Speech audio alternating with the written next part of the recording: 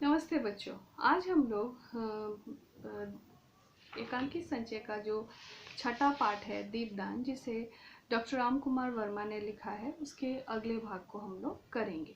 तो यहाँ तक के पाठ में हमने जाना कि शामली और पन्नाधाय राजकुमार उदय सिंह को लेकर बहुत ज़्यादा चिंतित है, क्योंकि राजकुमार उदय सिंह के प्राण जो है वो संकट में है और वनवीर जो है उसे मारना चाहता है ताकि वो चित्तौड़ के राज्य में अपना शासन फैला सके, क्योंकि वही एकमात्र बाधा उसके इस राज्य के राजा बनने में है। तो इसीलिए वो उसे मारने आ रहा है और शामली जो है वो बहुत ज़्यादा चिंतित होकर पन्ना से मिलती है और पन्ना को कहती है कि तुम किसी भी तरह से राजकुमार की कुंवर साकी के प्राणों को बचाओ। तो पन्ना जो है वो कीरत का सहारा लेती है और कीरत की टोकरी के जूठे पत्तलों के बीच में राजकुमार को लेटाकर उसके ऊपर पत्ते डालकर पानी छिड़क कर वो उसे महल से बाहर भिजवा देती है। अब पन्ना जो है वो शामली को कह रही है कि मैंने राजकुमार को महल से निकाल दिया है और तुमको चिंता करने की ज़रूरत नहीं है। तब शामली जो है उसे कहती है कि ठीक है, ये तो बहुत अच्छी बात है, लेकिन बनवीर अब जब आएगा यहाँ और उसे राजकुमार नहीं मिलेंगे तो वो बहुत ज़्यादा परेशान हो जाएगा और वो तुमको मार देगा। तो शामली कहती है, पन्ना कहती है कि ठीक है, वो अगर मुझे मार देता है बहुत अच्छी बात है। तो शामली उसको कहती है तुमको अगर वो मार देता है तो फिर फिर राजकुमार को बाहर भेज के कोई फ़ायदा नहीं, क्योंकि राजकुमार तुम्हारे बगैर जीवित नहीं रहेगा, उसकी देखभाल कौन करेगा। तो पन्ना कहती है हाँ, ये बहुत बड़ी चिंता का विषय है। तो शामली ये कहती है कि तुम क्या करोगी। तो पन्ना कहती है मैं राजकुमार की सैया पर किसी और को लेटा दूंगी और बनवीर जब आएगा वो तो गुस्से में रहेगा, वो देखेगा भी नहीं और वो उसको मारकर चला जाएगा। अब आगे किसे सुला दोगी दोगी सोचकर शामली मेरे हृदय पर वज्र गिर गया। यानी वो सोचने लगी कि किसको वो सुलाएगी। मेरी आंखों में प्रलय का बादल घुमड़ रहा था, मेरे शरीर के एक एक रोम पर बिजली तड़प रही थी। यानी वो बहुत ज़्यादा चिंतित हो गई कि वो अब क्या करेगी, उसी को लेके वो चिंता करने लगी। शामली धाय माँ समझ जाओ, ऐसी बात ना करो कुंवर की शैया पर, यानी तुम जो सोच रही हो वो तुम मत सोचो, ऐसा मत करो। तो पन्ना कहती है सुला दूंगी उसी को सुला दूंगी जो मेरी आंखों का तारा है चंदन। यानी मैं किसे सुलाऊंगी, वो उसने कहा ना वो किसी को सुला देगी, तो वो कहती है कि मैं सुलाऊंगी जो मेरी आंखों का तारा है, यानी मैं अपने पुत्र को ही उस शैया पर सुला दूंगी। चंदन को सुला दूंगी। शामली शक्ति है, यानी वो रो रही है लेकिन फिर भी उसे चिंता है राजकुमार की, वो राजकुमार को कैसे बचाएगी। कह रही है कि हाँ, मैं चंदन को सुला दूंगी, चंदन को सुला दूंगी, उस नन्हे से लाल को हत्यारे के तलवार के नीचे रख दूंगी। यानी मैं अपने बेटे को, अपने हृदय के टुकड़े को, मेरे दिल के जिगर के टुकड़े को अपने यहाँ पर सुला दूंगी सैया पर, ताकि उसके वो जो बनवीर है उसकी जो हत्या करने की पिपासा है, रक्त के प्यास को, उसको मिटा दूंगी। कह दूंगी कि इसके नन्हे से कलेजे पर हल्की सी चोट करना, बेचारा अभी बालक है, और उसको कहूंगी कि इसको धीरे से मारना क्योंकि ये छोटा है। भीषण प्रहार से मेरा लाल चौंक उठेगा, यानी जब जोर से प्रहार करोगे तो मेरा बेटा शांति से सो रहा है वो उठ जाएगा। शामली धाय माँ ऐसा मत कहो, ऐसा मत कहो, ऐसा मैं नहीं सुन सकूंगी। यानी तुम ऐसी बात मत करो, तुम ऐसा मत करो, मैं ऐसी बात नहीं सुन सकूंगी। महल के किसी कोने में छिप रहूंगी। हाय तुम क्या कह रही हो। यानी शामली जो है वो कह रही है कि महल के किसी कोने में छिपी रहो, लेकिन तुम ऐसा मत करो, तुम ऐसा मत करो, ऐसा मत करना धाय माँ, ऐसा मत करना, मैं जानती हूँ ऐसा मैं नहीं सुन सकूंगी, ऐसा मैं नहीं सुन सकूंगी। प्रस्थान, और वो चली जाती है। शामली कहती है कि मैं ऐसी बात नहीं सुन सकूंगी, तुम ऐसी बातें मत करो। तो पन्नाधाय जो है वो चली गई।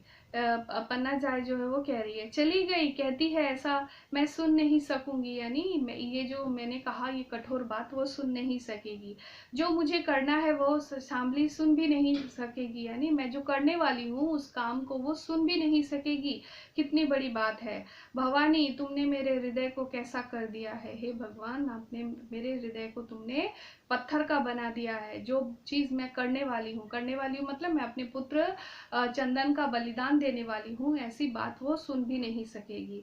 मुझे बल दो कि मैं राजवंश की रक्षा में अपना रक्त दे सकूं, यानी हे माता मुझे शक्ति दो कि मैं अपने पुत्र की रक्षा कर सकूं और इस अपने पुत्र को इस राजवंश के लिए चढ़ा सकूं, बलिदान कर सकूं, अपने लाल को दे सकूं। यही राजपूतनी का व्रत है, यानी मैं राजपूत हूँ और यही मेरा व्रत है कि मैं अपना सर्वस्व अपने राज्य को बचाने के लिए निछावर कर दूं। यही राजपूत की मर्यादा है, या ये राजपूतानियों की मर्यादा यही है कि अपने राज्य के लिए वो अपना सर्वस्व दे सकती है। यही राजपूतनी का धर्म है। मेरा हृदय वज्र बना दो, यानी मेरा हृदय वज्र के समान कठोर बना दो।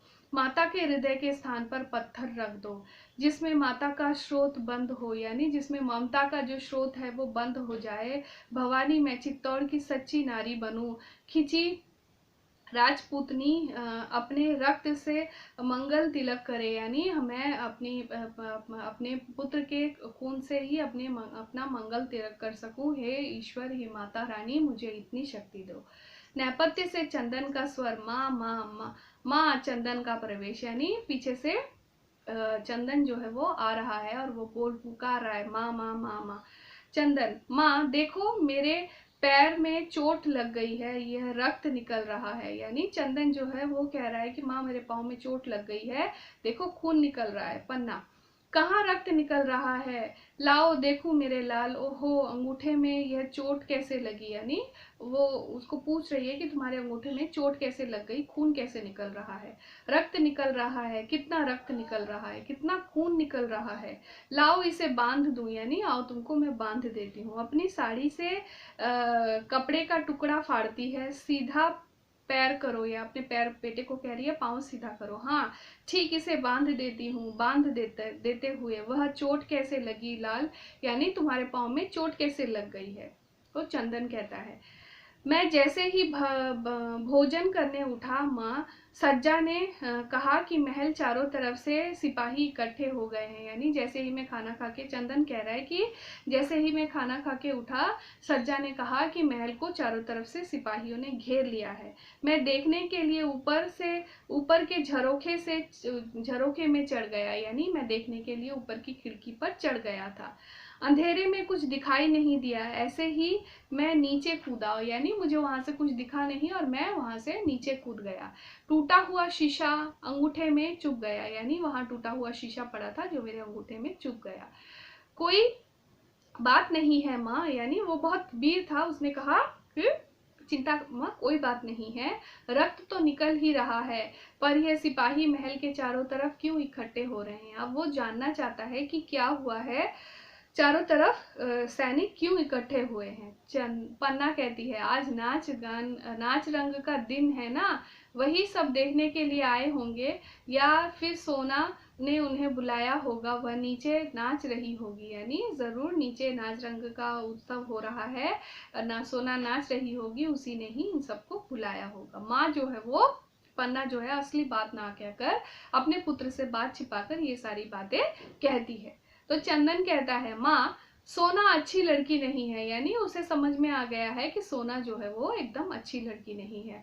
मैं कल उससे कहूंगा माँ कि कुंवर जी को अपना नाच ना दिखाए, यानी दिखाया करे, और कल मैं जब उससे मिलूंगा तो मैं उसको कहूंगा कि तुम अपना ये भद्दा नाच हमारे कुंवर जी को मत दिखाओ, उसका मन आखेट करने को नहीं लगता, यानी तुम्हारे नाच को देखकर कुंवर जो है वो शिकार पर नहीं जाते हैं, उनको शिकार करना अच्छा नहीं लगता है, उनको तुम्हारा नाच ही बहुत अच्छा लगता है। पन्ना, मैं भी उसे समझा दूंगी चंदन, ठीक है तुम चिंता मत करो, मैं भी उसे ये बात बता दूंगी। चंदन, कुंवर जी कहाँ है माँ, आज भोजन में भी साथ नहीं चले, यानी कुंवर के, अब वो चंदन जो है वो कुंवर के बारे में पूछ रहा है कि कुंवर कहाँ है, आज मैं अकेले अकेले मैंने खाना खाया, वो भी मेरे साथ नहीं था। तो माँ जो पन्ना जो है वो कह रही है कहीं सो रहे होंगे, यानी उनको भी नींद आ रही थी, वो कहीं सो रहे होंगे। चंदन, तब से वे सो ही रहे हैं माँ, कुंवर जी को ज्यादा नींद क्यों आती है। यानी चंदन जो है वो पूछने लगा कि तब से वो सो ही रहे हैं, उनको इतनी नींद क्यों आती है, मैं देखूं कहाँ सो रहे हैं। तो चंदन जो है वो कहता है कि वो कहाँ सो रहा है, मैं थोड़ा सा देखूं। तो पन्ना कहती है बुरा मानकर कहीं सो रहे होंगे, रूठ गए थे वो, कहीं सो रहे होंगे, तुमको चिंता करने की जरूरत नहीं है, मैं उसे देख लूंगी। आज यहीं तक, अपना ध्यान रखना, ठीक से रहना, धन्यवाद।